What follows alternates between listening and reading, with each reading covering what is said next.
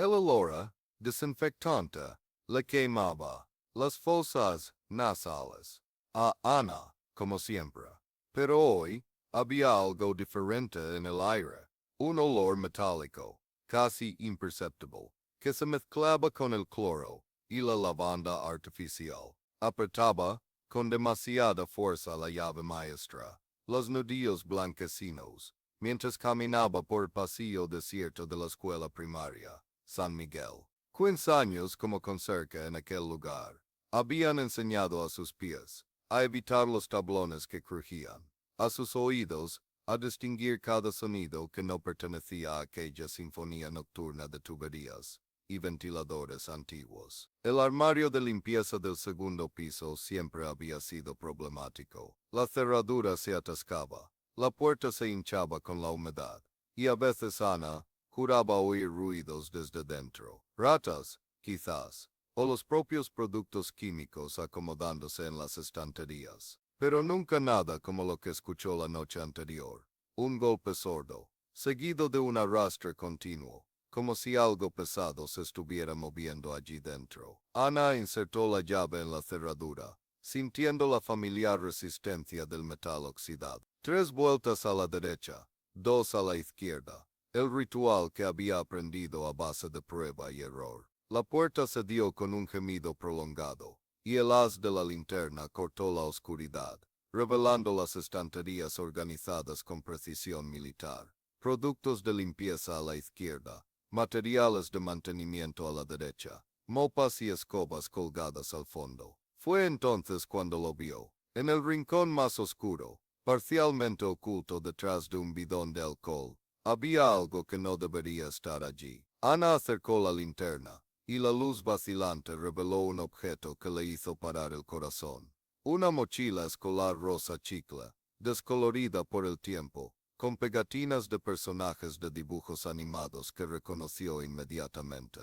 Hello Kitty, Sailor Moon, las mismas figuras que decoraban los cuadernos de su hija 15 años atrás. Las piernas de Ana flaquearon. Se apoyó en el marco de la puerta, la respiración atrapada en la garganta, mientras los recuerdos chocaban contra su conciencia como olas furiosas. Julia, su niña, desaparecida un martes cualquiera de marzo de 1996, cuando salió de la escuela a las 5 de la tarde, y nunca más regresó a casa. La mochila que llevaba ese día, exactamente igual a esta, con las mismas marcas de uso, el mismo desgarro en el bolsillo lateral donde guardaba los lápices de colores. Ana extendió una mano temblorosa, tocando la áspera tela de la mochila. Estaba fría, húmeda, como si hubiera estado almacenada en algún lugar subterráneo durante mucho tiempo. El cierre principal estaba entreabierto, dejando ver un trozo de papel amarillento en su interior. Con movimientos robóticos, sacó lo que parecía ser una carta, doblada varias veces, la tinta azul descolorida pero aún legible. Mamá, decía la primera línea, escrita con la caligrafía cuidadosa que Ana había ayudado a Julia a desarrollar. Si estás leyendo esto, entonces finalmente te dejaron encontrarme. Te estuve esperando. Las manos de Ana temblaban tanto que apenas podía sostener el papel. Continuó leyendo, cada palabra perforando su alma como cristal afilado. No morí, mamá. Me llevaron a un lugar especial, donde niñas como yo podemos crecer lejos del mundo malo de afuera. El padre Gabriel dijo que no lo entenderías, que intentaría sacarme de aquí, así que era mejor que pensaras que me había ido para siempre. Pero siempre supe que me encontrarías. Ana dejó escapar un sollozo ahogado. Padre Gabriel. El nombre resonaba en su memoria como una campana fúnebre.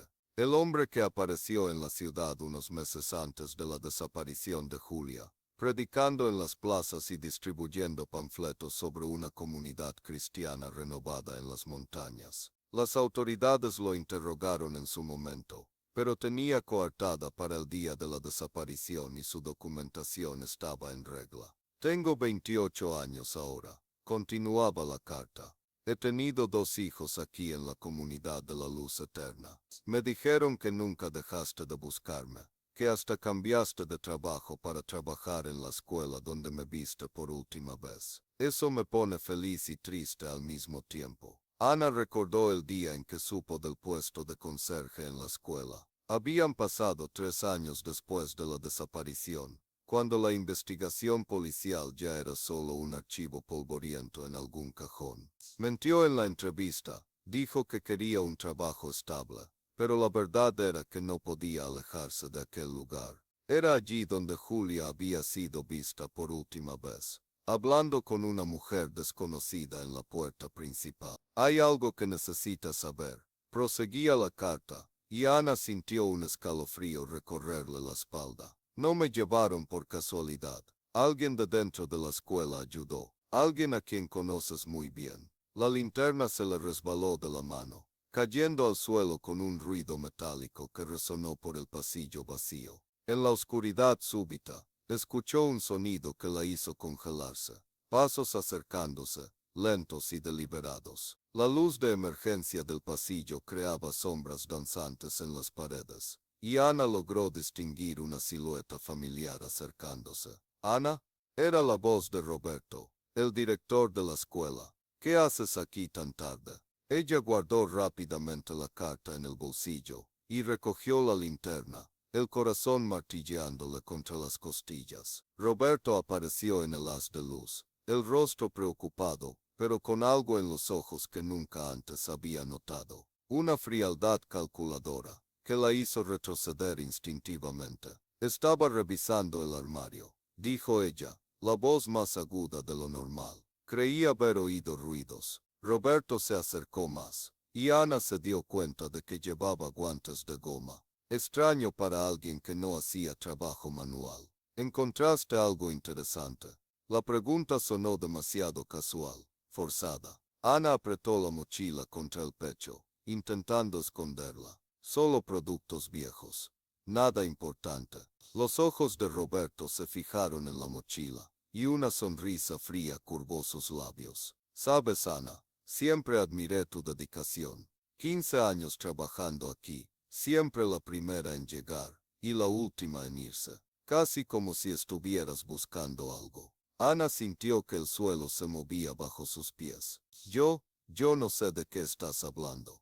Claro que sí. Roberto dio otro paso adelante, y ahora ella podía sentir el olor de su aliento. Algo dulce y empalagoso, como medicina. Julia siempre fue una niña especial, demasiado inteligente para su propia seguridad. El nombre de su hija en sus labios fue como una bofetada. Ana retrocedió hasta que su espalda tocó la fría pared del pasillo.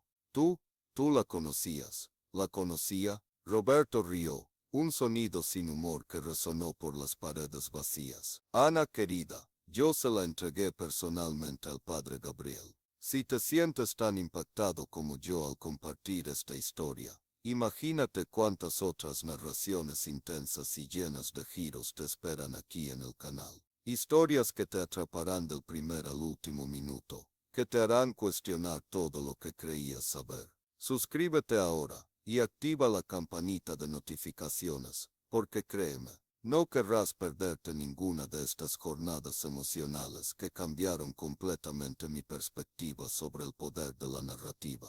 Cada historia que comparto aquí ha sido cuidadosamente elaborada para llevarte a lugares que nunca imaginaste, y te prometo que cada minuto invertido aquí valdrá la pena. El mundo de Ana se derrumbó como un castillo de naipes. 15 años de búsquedas, de esperanzas destrozadas, y noches de insomnio, y el hombre responsable de su sufrimiento estaba allí, a pocos metros de distancia, usando el mismo tono cordial con el que la saludaba todas las mañanas. ¿Por qué? La palabra salió como un susurro ronco. Roberto ajustó sus gafas, un gesto que Ana había visto miles de veces, y que ahora le causaba náuseas. No lo entenderías. El padre Gabriel ofrecía una oportunidad única.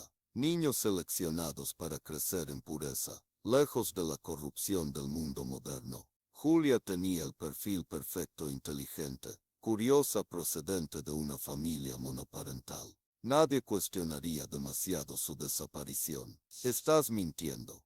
Ana apretó la mochila con más fuerza, como si fuera un escudo. La policía investigó todo. Tenías coartada. Estaba en una reunión pedagógica con 8 personas, confirmó Roberto. Pero no necesitaba estar presente físicamente para que todo sucediera. La hermana Concepción hizo el trabajo sucio. El nombre impactó a Ana como un rayo. Hermana Concepción, la empleada de la secretaría que había trabajado en la escuela solo unos meses en 1996, marchándose poco después de la desaparición de Julia. Una mujer silenciosa, de mediana edad, que siempre vestía ropas oscuras y hablaba en voz baja sobre salvación y pecado. Ella atrajo a Julia fuera de las puertas, continuó Roberto, como si estuviera narrando un evento cotidiano. Dijo que tú habías sufrido un accidente y que necesitaba verla urgentemente. Julia era una niña obediente.